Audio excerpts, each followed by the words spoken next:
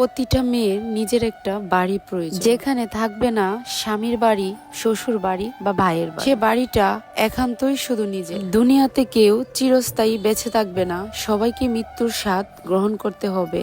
সেজন্য প্রতিটা মেয়ের নিজের একটা বাড়ি প্রয়োজন, যাতে করে তার সন্তান, বিশেষ করে মেয়েদের ক্ষেত্রে, যাতে সে বলতে পারে এটা আমার মায়ের বাড়ি। আর এই পৃথিবীতে একমাত্র আপন বলতে একজনই মানুষ থাকে, সেটা হলো মা।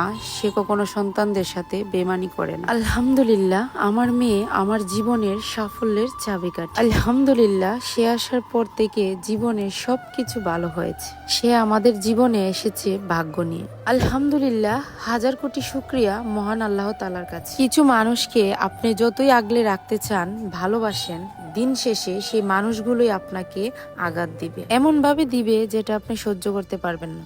আসসালামু আলাইকুম এভরিওয়ান। প্রায় অনেকদিন পর লং ভিডিও আপলোড দিচ্ছি। আজকে আমার জীবনের একটা সফলতার কথা আপনাদের কাছে আমি শেয়ার করব, যে স্বপ্নটা আমার পূরণ হয়েছে। আজকে আমার জীবনের স্পেশাল একটা দিন, যেটার জন্য আমি এতদিন কষ্ট করে গিয়েছি। হয়তো সবাই ভিডিওর শুরুতেই বুঝে গেছেন আজকে কি হতে যাচ্ছে।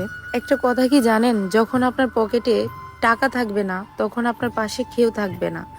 আর যখন আপনি সফলতার চূড়ায় পৌঁছাবেন, তখন সেই মানুষগুলো আপনার পিছু পিছু ঘুরবে, কারণ তাদের স্বার্থ হাসিল করতে হবে। যাক, আল্লাহর কাছে হাজার হাজার শুকরিয়া।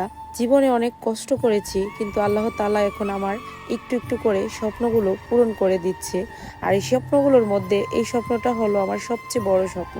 নিজেদের কষ্টের টাকায়, নিজেদের পরিশ্রমের টাকায়, কারো বাবার টাকায় নাই, আমাদের নিজেদের কষ্টের টাকায় নিজেরা একটু জমি কিনলাম, যাতে করে আমার সন্তান বলতে পারে যে এটা আমার বাবার জমি, আমার মার জমি। এখানে চলবে না কারো কবরদারি, এখানে চলবে না কারো জোর গলায় কথা বলা। একমাত্র এটা শুধু একান্তই আমার। আলহামদুলিল্লাহ, এখন আমিও বলতে পারবো যে আমার একটু জমি আছে। এখন এই জমিতে আমার একটা স্বপ্ন বাড়ি করার।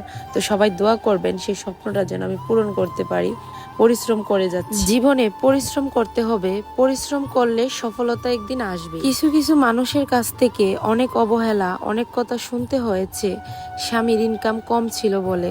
আলহামদুলিল্লাহ, এখন আমার আল্লাহ সবকিছু দিয়েছে, এখন আমার কোনো কিছুর অভাব। আমি জানি এখন সে মানুষগুলো বুঝতে পারে আর বলে যে আগে এইসব ব্যবহার না করলেও পারতাম। যাই হোক, সবাই ভালো থাকুক, দোয়া করি। আর আপনারা সবাই আমাদের জন্য দোয়া করবেন, আমরা যেন আমাদের স্বপ্নের বাড়িটা তৈরি করতে পারি।